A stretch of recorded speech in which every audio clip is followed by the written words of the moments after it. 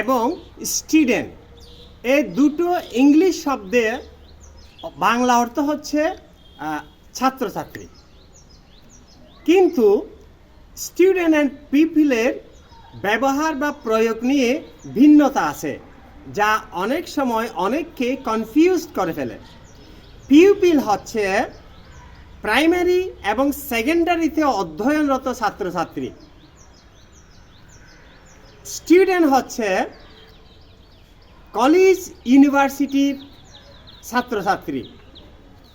Pupil অধিকাংশ ক্ষেত্রে বলতে গেলে পুরোটাই হচ্ছে টিচার কর্তৃক নিয়ন্ত্রিত, আর স্টুডেন্ট পুরোপুরি শিক্ষক কর্তৃক নিয়ন্ত্রিত নয়। তারা অনেক ক্ষেত্রে সেলফ লার্নার, সেলফ মোটিভেটেড।